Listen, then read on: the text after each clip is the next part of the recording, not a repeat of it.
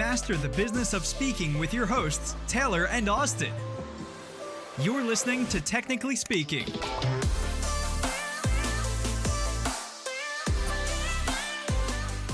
Welcome to another episode of Technically Speaking. We're your hosts, Taylor and Austin, and today we are making CRMs simple. Seriously. Now, you guys may have heard of this thing called the curse of knowledge, right? Where, as an expert, it seems like common sense to do a particular thing. So let's say, I don't know, you're a leadership expert.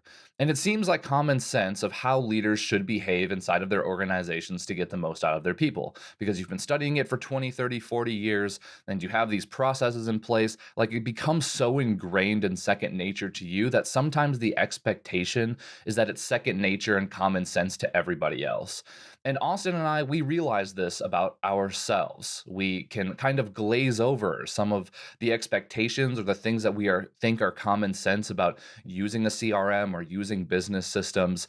And so today we wanted to dumb everything down. We're talking CRM 101, basically. And throughout this episode, Austin and I are talking about the entire customer journey, how the CRM should be the hub to your business, how you should enter people into the CRM, how you should nurture them, how you should convert deals, how you should be setting follow-up tasks, your daily habits as of using it. This episode is really intended not only for people who are kind of new to CRMs, but also for those who have been using them for a while, who maybe not even might not have the habits in place to be using them on a regular basis. What should you be doing in there every single day? And how do you manage an inbox versus your CRM? And how do you keep track of everything? And how do you automate more? And what are some of the pro tips or the things that you might not know are possible that you can accomplish with a CRM? Now, as you know, here at SpeakerFlow, we're all about business systems, and our core philosophy is the CRM is the center to your entire business. And we thought after completing 2 seasons of Technically Speaking, it was about time we made CRMs seriously simple. So as always, stick around till the end for some awesome resources, and we hope you enjoy this one. Oh, man. We don't know what we're doing here, you guys. Welcome to the show. As you can tell, there are only 2 faces here, so apologies in advance. Ouch. Are you apologizing on my behalf? Because that's the thing that I'm already nervous about. Oh, well, people have to put up with you. So, that's the downside. Well, I'm kidding. Come on, people. Somebody leave a comment or something down below. Who do you like more, Taylor or Austin? Actually, don't do that. You're going to hurt our feelings. Don't do that. Don't do that, actually, now that I say that. Well, this is going to be fun, man. We don't do solo. Yeah. Yes, it is. Look at it. We're like the same person, you guys. I don't even know why we need 2 hosts for this, but look at us go. Maybe we don't. Man, solo episode. It doesn't happen that often, but I'm always very excited when it does. I know. Yep. I keep saying we need to do this more often, I think, but probably the listeners. Okay, here's the serious ask, guys. If you want more Austin and Taylor solo episodes, that'd be the thing to tell us, because that's right. I think we like it. I think we like doing these. So maybe we'll do more of them, but not if you don't want them. So your opinion matters, folks. Okay. So let's start with a little bit of a story. I met with a great human being this last week, Mike Bryan. If you're listening to this, Mike, he's the incoming president for the NSA Mountain West chapter. Great human being. He told me this story that literally shifted my perspective about everything. And I'm going to try to summarize it. Mike, you should probably be the one telling this story. So maybe we'll have you on so that you can do it actual justice here. But at one point, he was teaching seminars about using technology, computers, peripherals for the computers. And he had built this gigantic, I think he said a 200-page binder worth of content relating to this stuff. And he was planning on teaching basically the whole thing over the course of a couple of days.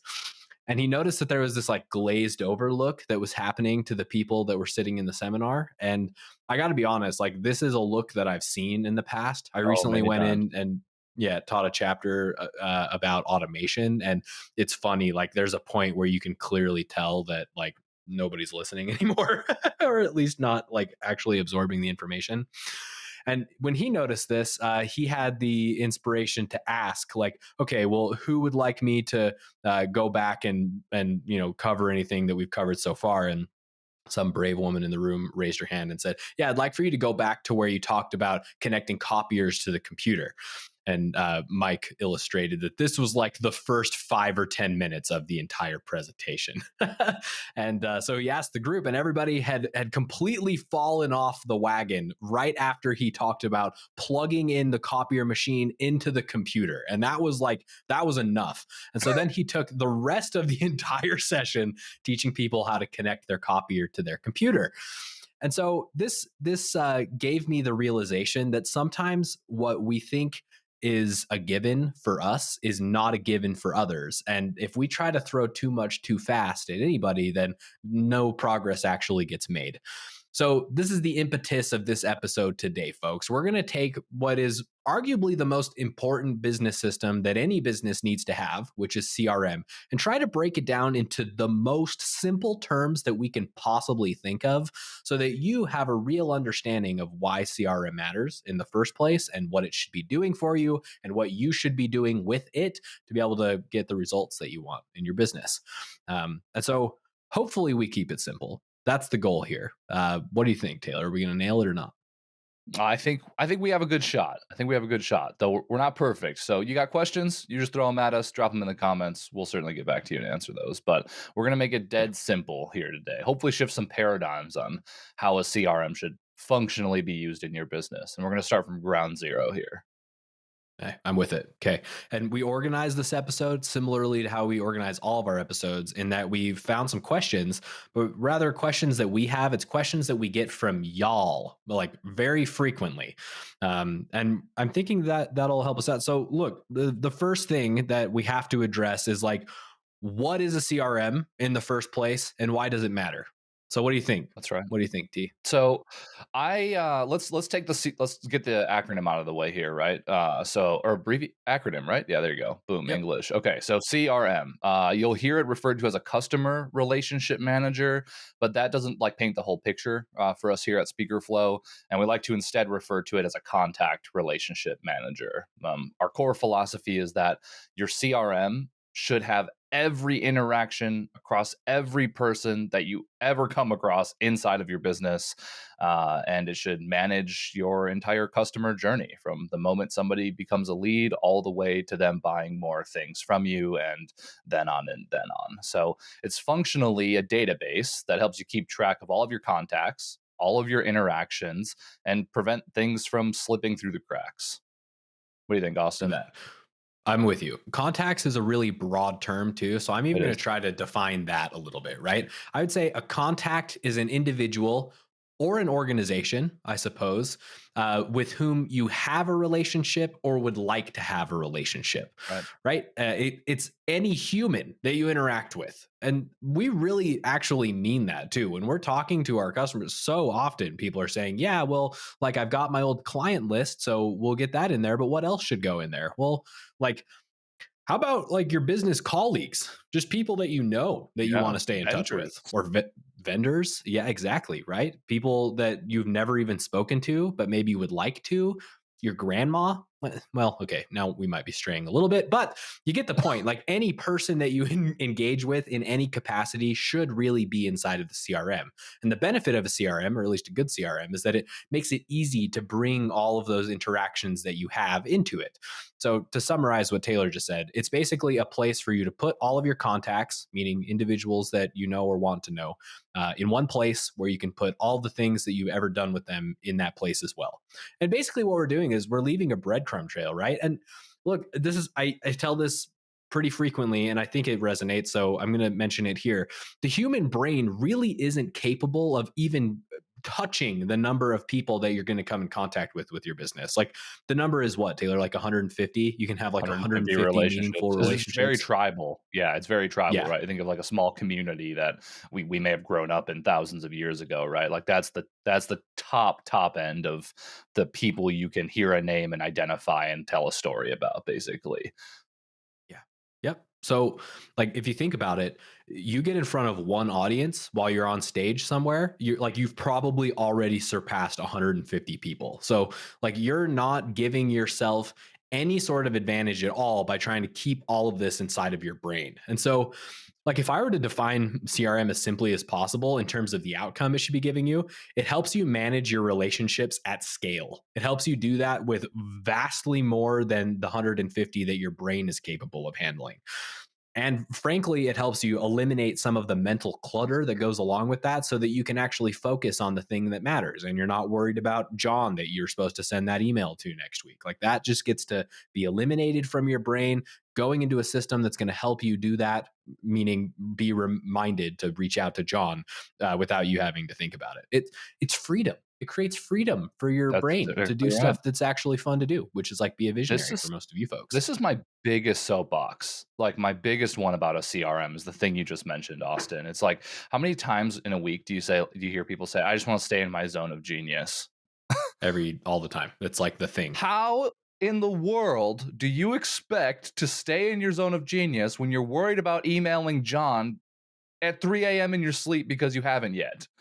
It's not Can't. possible. Like, you can't. Like, there's no spreadsheet that's going to accomplish this for you. Like, if you truly want to stay in your zone of genius as a business owner, one, this is a tremendously difficult task because we have to wear so many hats, but you're not doing yourself any favors by not having a place that you can lean on to dump all the crap that's in your head and then check back in on it every single day, it telling you what to do. And I think that's the outcome that a lot of people want. They want to be able just to have a system tell them what to do. And that's because really what folks are saying is, I don't want all the crap in my head cluttering things up, so I can focus on the things I love doing most, which is content creation and adding value for your audience and creating keynotes and getting up on stage. If that doesn't motivate you to take your CRM seriously, I just don't know what else to communicate at that point. Like, that is my biggest soapbox, I think, with why a CRM is valuable. It's like, yeah, it's nice to have the breadcrumb trail for all the relationship stuff. It's nice to track your revenue and stuff. But more than anything, like, if you just have a bunch of clutter in your head, you're taking up space that could otherwise be used for improving your business. And I mean, we're just missing out opportunities if we have a bunch of crap cluttering up our heads, 100% true. And it's unavoidable, you guys. Like, It is. Yeah. there are some things in business that are a choice as to whether or not you're going to do it. But when it comes to working with people, there is no choice. That is the thing that you have to do. That's all a business is it's a person or a group of people working with another person or another group of people. Like, forget Right. all the titles and industries and all the demographic crap that gets talked about. The essential thing here is that businesses are people working with other people. And so you have to be able to manage the people that you're working with. There's just no getting around that. And if you ignore that fact, then you will be 100% haunted by all of the people that you know you need to be doing something with that you're unable to, like, do effectively or efficiently, and then that then takes you out of your zone of genius because you can't focus on it. So look, the summary here is the CRM helps you get all of the stuff related to people out of your head into a system that will remind you automatically so that you don't have to remember those things. That's the basic. Everything in the CRM just makes that process easier in one form or another. So, okay, I think we rang the bell there. Look, let's talk practical for a second. The next most common question we get is, what should my CRM be doing for me? So, like, maybe we can put together a short list, 3 to 5 things that a CRM should be doing for you. What are those things? For sure. Well, I think the first thing is keeping track of all of your communications with that person. So this is like things like your emails, for example, having those sync in so you don't have to dig through your inbox when you're finding things. And then information as it relates to that individual, right? Like their name and their email and their title and their company. And if you so choose, their favorite color and their dog's name and so on, right? Like, I think one of the most important aspects of a CRM is creating a personalized experience for everybody. Because again, we can only manage 150 relationships at any given time, but each one of us wants a personal interaction from the companies that we're dealing with. So how do you foster that? How do you remember all of that? And I think logging information about that person and then tracking those communications that you have had with them is the bare minimum to start with.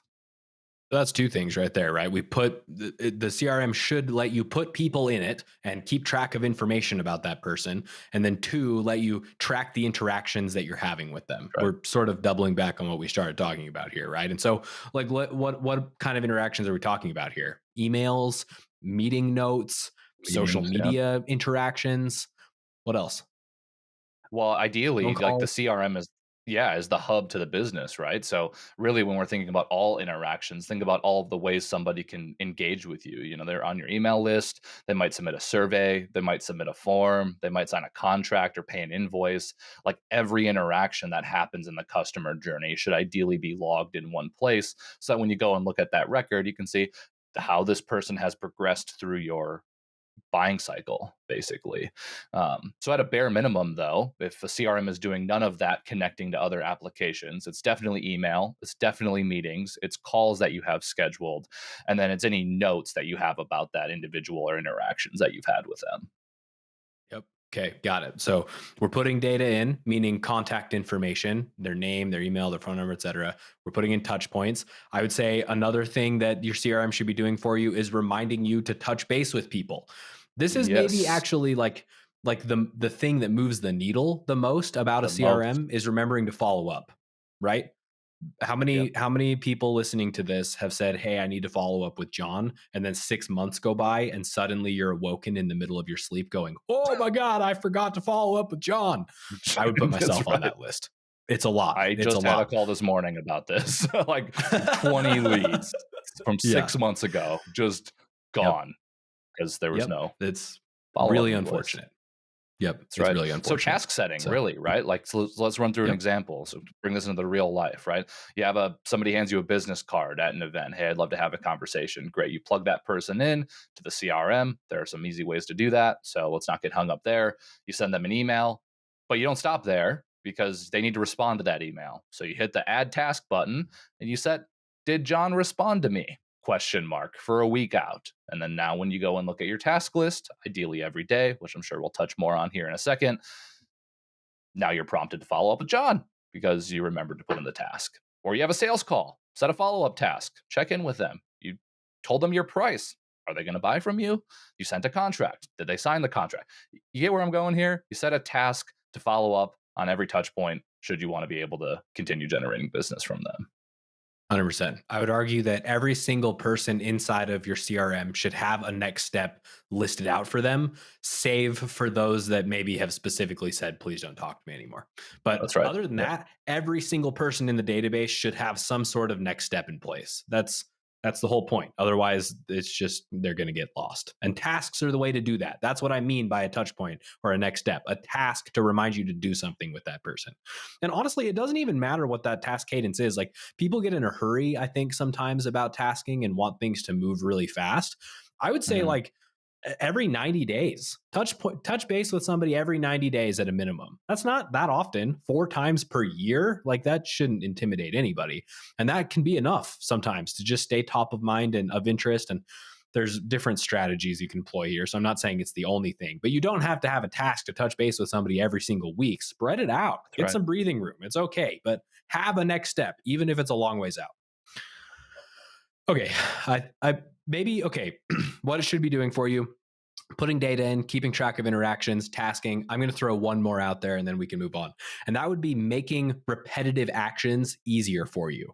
I think Oh yeah. probably the best example of this are email templates. If you have to send the same, in fact, here's a real world example. I just met with somebody yesterday who had been sending her program titles and descriptions by hand, typing them out or copy pasting pieces of it into one single email every time she got a request forever. And so now she has an email template. You click a single button, the whole program titles and descriptions and the speaker kit information automatically goes into the email. She can personalize it with one line and press send. No more keystroking out an entire email every single time. So if you're doing something repetitively, the same action multiple times over, the CRM can make that easier on you by either templating it or automating it, which now we're venturing into slightly more technical territory. So maybe we leave it at that. Okay, so those are the 4 things that your CRM should be doing for you, among others. But getting data in and storing it for future use, keeping track of all of your various interactions with the person, using tasks to follow up consistently, and making repetitive tasks easier to execute. What do Boom. you think? Fair Ding enough? ding. Question answered? You Okay, nailed great. it. All right. So on the first note there, it should be storing data for you. How does data get into the CRM? Data, by the way, meaning individuals with whom now you have a contact inside of the CRM for. How do those people get in there? Ideally as automated as you can make it, right? Like if we just think about data entry as a whole, it's not like you're sending them an email automatically. You're not following up, although we can head down that path. But this is now we're talking about getting a business card into the system or a form submission into the system. So my favorite way to see data going into any CRM at all is through a form submission.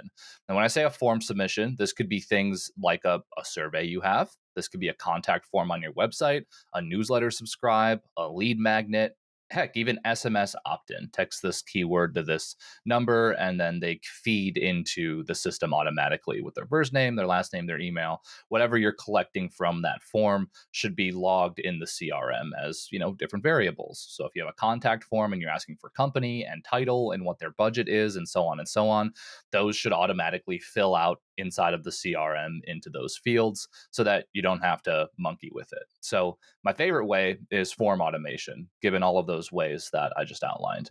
But there's no denying the fact that sometimes we need to take a more analog way to getting people into the system. Sometimes our conference folks or our consulting clients, they'll send you a list of attendees, right, that they want you to keep in touch with. Well, if that's the case, then running an import makes it really easy to just throw them inside of the system. And then if you're getting business cards, rather than like taking 8 hours of your life or on your plane ride back and typing business cards in manually, many CRMs have a business card scanner app that just reads the card and then puts them in there. Those are probably the three most common scenarios, aside from manually adding people if you need to, that we come across. Would you say? Yeah, totally. So automation, like a card scanner tool, an And then import, imports. or to your point, manually doing it. There's also like a bunch of like one of my other favorite things is for, and this is again true for most CRMs, but like an email extension. So in the That was Zoho one. world, Yeah. there's the Gmail extension. You click a button, it extracts the person's information from their email signature, let's say, and makes it easy to put them in automatically. So there's Outlook lots of too ways that now, you by can the do way. it. So that's Outlook exciting. too. Yep. Yep. Yep. And more will come. And in fact, there's even custom Chrome extensions that can do it. So there's lots of ways to get information into the database. Here's something that I would point out though for most people. Obviously, automation is the most important way to do it. If you're new to CRM, manually go put some information in there though. Very good Don't just exercise. rely on an import or an automation because that will familiarize you with the system. So you shouldn't be averse to manually putting stuff inside of the database, is what I'm saying. It's Sure. maybe the least efficient way to do it, but it also gets you the most and cleanest and most complete data inside of the system to begin with. So just because doing it manually isn't fun doesn't mean that it's not valuable, I guess is what I'm saying. So That's exactly right. okay, so let's segue. So now we have a new contact inside of the database, let's say. What should we be doing with that person? Like, what's the process that we use inside of the CRM to manage these relationships that we're talking about? And I'm going to give you a little bit of a jumping off point here, Taylor, because for those of Oh, you great. listening that are familiar with us, you'll know that we have three primary processes that your business should be using to keep track of contacts. So I don't know about you, but I'm thinking maybe we explain those three separate processes as a way to contextualize this question. For sure. Biz dev, sales dev, and then sales to ops. Yeah, or Great. account Awesome. management. Yep. Account management. Yep, for sure. So let's assume, let's go with a form automation example, right? So you've got your website, a contact form submission comes in. They want to book you for an event or a consulting gig, whatever it is that they specify. That goes in as, let's call it a lead, right? You have a possible person who has expressed interest in working with you. You follow up with that person basically until they agree to have a sales conversation. Now, I don't know about you Or guys, tell you to but go away. the or tell you to go away. The tens of thousands of conversations we've had with thought leaders and how they run their business, there's almost no sale aside from maybe courses and whatnot that happen without a sales conversation. And this is actually true in most sales processes. There's two core processes. So you have business development, and the whole idea of business development is to book sales calls. That's the only goal. You don't need to sell them anything. We just need to qualify them enough and to make sure they have enough interest to book a sales call with us. So we take that form submission. We follow up once. Hey, thanks for the form submission. Happy to answer your questions. Would you like to schedule a call? You go back and forth, or you share a meeting link. They book a call. If they don't, you maybe follow up in 3 or 4 days, and then maybe a week after that, and a week after that, until basically you realize maybe they're not engaged anymore, and you might have better time to spend elsewhere with other leads that are coming in. But the whole point of business development is to follow up until a sales meeting is booked. Fair enough? Fair enough. Cool. Awesome. So now we've got sales development, right? So the meeting is booked. And the cool thing about transitioning from business development to sales development is when you schedule a sales call with somebody, it's agreed upon with everybody who's a part of that meeting that a pitch is going to happen. They have a problem that they need solved and they're willing to pay for it. And there's you with a solution to their problem that is going to make them pay for it.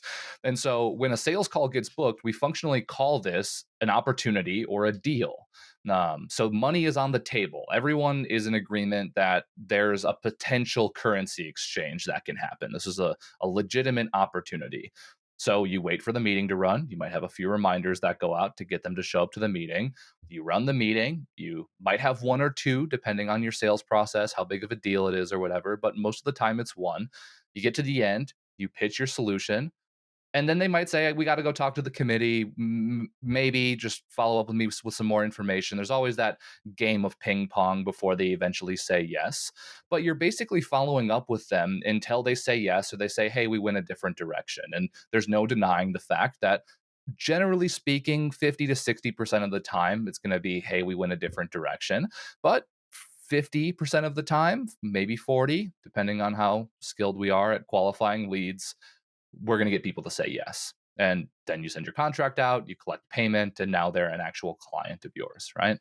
So the whole idea is business development books meetings, sales development follows up until money is exchanged and you've actually won that opportunity or that deal. Fair enough?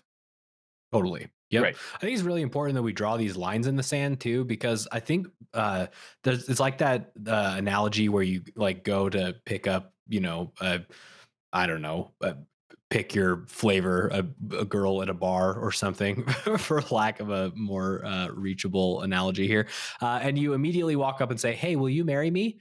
This is the approach that a lot of people take with sales. It's like, oh, hey, I see you have an event. Will you hire me to speak at it? Well, like, I don't know, maybe. Like, who are you? What do you even do in the first place? Yeah. So exactly. we want to slow things down, and that's why we're talking about this process here. Because by giving these labels to these two segments of the sales process, we're intentionally slowing things down. If somebody's in business development, and by the way, labels and terms and things can be adjusted here. This is what we call it. But a lead is a person that you're managing in the business development area. So when you have a lead, somebody submits that contact form, you don't have to worry about them hiring you. That's not the first step. The first step is you get a meeting on the book so you can talk about it. So in business development, we book the meeting. And then now we have the sales conversation and we're starting to figure out what the person needs and whether or not we're a good fit for them. So now we're moving into sales development where we're actually going to get them to make a decision. Yes or no, it doesn't even matter. That's not the point. Sales development gets them to make a decision. So that's a summary there. Okay, so now a decision has been made. Now what? So this is arguably an equal importance to booking a meeting and closing a deal. And it's not letting anything slip through the cracks to deliver for that client after they've bought from you, right? They've just made a big investment. There's risk involved on their end to make sure you show up and deliver what they're hoping for. And you don't want any instance where that customer is feeling like you are underprepared to deliver for them. So you want to be on your A game. If we're booking a gig, well, you want to get them your program details, the speaker kit, the bio. You might need to book your travel tasks and arrange expenses and prep the slide deck and do a tech rehearsal call. And then make sure you figure out who the event day contact is to let them know when you've landed. And, you all have mental checklists or actual checklists of the 20 or 30 things you need to do to successfully deliver for a client. Now, this can be for any revenue stream, by the way. So speaking, coaching, consulting, licensing, you sell a book, you sell a course. all of these things, there are actions that need to be taken administratively to deliver successfully for those customers who have bought from you. So this phase is called account management, if we want to use a technical term, or more simply put, sales to ops, i.e., operations, handoff. You're basically handing off the relationship of what was the sales process to operations in your business, how to successfully deliver for people. And so, in an ideal world, when you win a deal, all of the tasks that need to be generated as it relates to delivering successfully for them get automatically populated with the proper due dates. And after you've delivered them, and I think if I were to look back at one of the biggest missed opportunities of all of our clients that we've ever come across, after you've successfully delivered for somebody, so you've run the event, maybe some of you have a textbook debrief call afterwards to make sure everything went well with them. How are you keeping in touch with that individual past the point of you delivering for them? And are you collecting testimonials? Are you getting referrals? Are you going deeper than just delivering for that person? And in HubSpot's language, are you creating an evangelist after they've bought from you, right? And so part of account management that can't be forgotten is how do you continue to nurture that person after they've bought from you so you're top of mind with them? And I think Austin's example of once every 90 days is a really good rule of thumb here, so that they can hire you again, or maybe go from speaking to consulting now, or deeper training, or more keynote events, or make introductions to you. If we have a really solid account management process, this is the thing that will create the most referrals, the most spin, and the most repeat business from your clients. Yep. There's that saying that goes around in a lot of speaking communities that the more you speak, the more you speak. That is 100% true. If you take what Taylor just said seriously, it is an active thing. You don't just get up on stage and walk off the superhero and go about your merry business to have other people buy your stuff now. It's an active thing. You deliver an amazing experience, and then you follow up, and then you nurture them. In fact, one of my favorite strategies is after you like book an event and you complete the event and everything goes great, you send a gift to the meeting planner or whoever it was that hired you and say, thank you for considering me. I'm really excited for future opportunities. And it's a relationship. Relationships don't just stop. If you go on a date with somebody, the relationship isn't over after that date unless you sucked. Like, what you want is to be able a continuation. You want a continuation. And that's why account management is so important. It's for two reasons, actually. It's to continue developing the relationship, and it's to deliver an amazing customer experience such that the person wants a continuation of that relationship. So to summarize here, there are three major processes that the CRM is helping you facilitate in terms of revenue generation and client delivery. Business development, where you manage leads and book sales meetings. Sales development, where you manage deals or opportunities and have them make decisions. And account management or sales to operations handoff, where you're delivering for that client and turning them into an evangelist and an ongoing relationship that you know and love for the entirety of your business. Fair? How'd I do?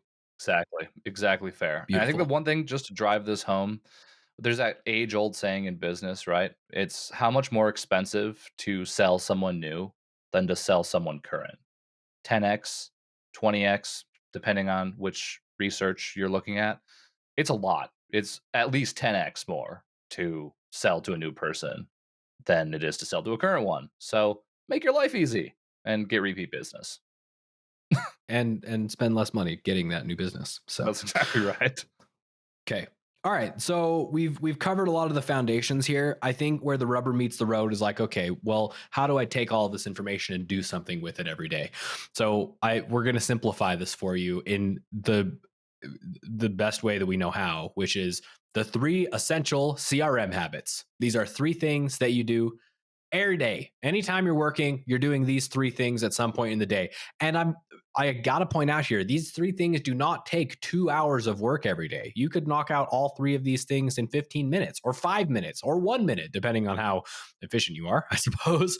But those 3 essential CRM habits, I'll outline them. Taylor, you can get into more detail. They are: number 1, add new contacts to the database as you get them. Number 2 is track your meeting notes and other communications inside of the system. Hopefully this is ringing a bell because we've covered these already. Number 3 is create and complete your tasks. Create them and then complete the due ones every single day. Add new people, track meeting notes or other interactions, and create tasks and complete them. Tell us about those and why they're important, T. Oh man, feel like we've spent the last half hour drilling at home. Are you guys you getting it? You with us here? I think like so the most important thing with what Austin broke down here is like what he outlined sounds easy, right? Yeah, we can add new contacts. That's pretty easy. We can track our communications, check. I'm logging notes, setting meetings, and I'm creating follow-up tasks and managing. Sounds pretty easy, right? And I think the way you outlined them, Austin, is black and white, exactly what you should be doing with your 3 essential habits. But there's a key word in that phrase, which is habit, right? Just because it's easy to do inside of the system does not mean you have the habits in place to maintain it. Now, sometimes you invest in a new system. That's an exciting process, and you use it for 6 weeks or 2 weeks or whatever it is. And then life gets busy. And where motivation lacks, discipline kicks in. And this is the most important thing. It's like eating healthy. It's like hitting the gym. It's like practicing a new sport, a new instrument, learning a new language. This needs to be a habit that you foster every single day. Your CRM is up with you, just like your inbox and your calendar, so that when the need arises where you need to add a new contact, you need to log a note, you need to create a follow up task, it's always right in front of you. And I think where it gets difficult is with busy schedules. Like, let's acknowledge the fact that many of us are solopreneurs or have really small teams, and we're wearing many hats as it relates to getting our business. You're the masters of delivering for your clients, and you're the masters of marketing and selling to them. That's not an easy role or set of roles to have to fill on a daily basis. But how you prioritize all of this is crucial. And so, if you're using a CRM, and you're hoping to reinforce that habit, we have a really simple rule of thumb that you can just use every single day outside of just having it up in front of you. And that's just time blocking. Like if you can have 30 minutes a day where you're managing your tasks and it's just on your calendar, maybe 8:30 a.m. to 9 a.m. you check in on your tasks. At the bare minimum, you knock out the highest priority ones.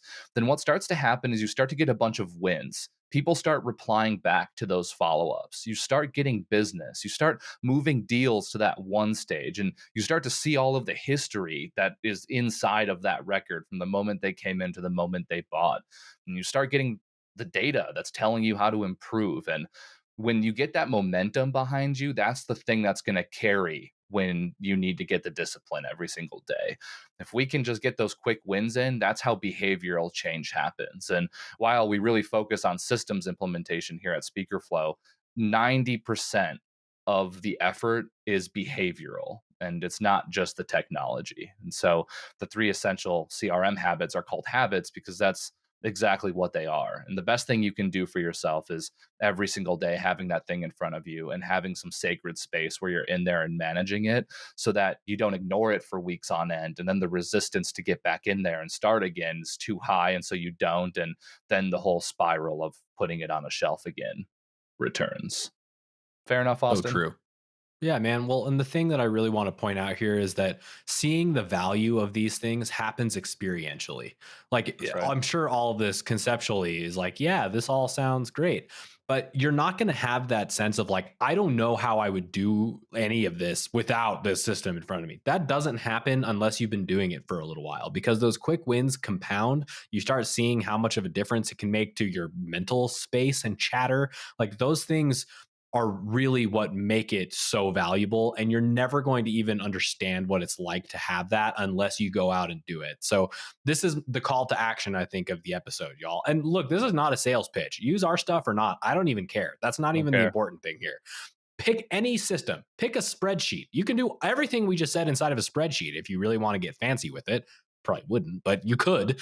But do it. Go experience what it's like to have the benefit of a CRM. And this conversation will become a lot less important because you'll just feel it. You'll experience it. You'll see exactly what it's like. And by the way, like, we're talking about the basics here. We are just scratching the surface of what a CRM can do. In fact, we were thinking like maybe if we had some time at the end, we'd cover some pro tips. I'm not going to, but I am going to outline a couple of these things, right? So here's something fun: lead scoring. Your CRM can tell you whether or not the engagements that you're having with somebody are racking up to a qualified lead. Now you can search your database by those that through the data show the most intent to buy something from you. And so now you follow up most aggressively with the people that are most likely to buy from you according to the data. Or how about task automation? We just talked about business development and sales development. What if those two processes were outlined ahead of time and you click a button and the entire series of steps that you need to take is just laid out in front of you on the timeline that it's supposed to be completed? No more manually creating tasks. You just do them when it tells you to do them. How about analytics? Everything that is going into the CRM is creating data, and that data is compiled into helpful charts and graphics that can help you make decisions and improve on all of these things. Like, once you get the basics down, now you can start getting into the fancy stuff that makes CRM really fun. But I cannot stress enough that none of the fancy stuff that is the sexy parts of CRM matters if you can't do the basics. So do the basics, build your habits. If you build your habits, you get to take advantage of the CRM in ways that are vastly more interesting and fun, in my opinion, at least. Man, I think we nailed it. I think that's the story, y'all. That's it. Mic dropped. Be fun if we actually had a microphone. Okay, great. So, guys, let us know what your thoughts are. Go to the questions, go to YouTube, go to the comments, wherever you want. Shoot us an email if you have it. What questions you've got, and we'll make sure we tackle those. And we'll even send you guys some resources to point you in the right direction.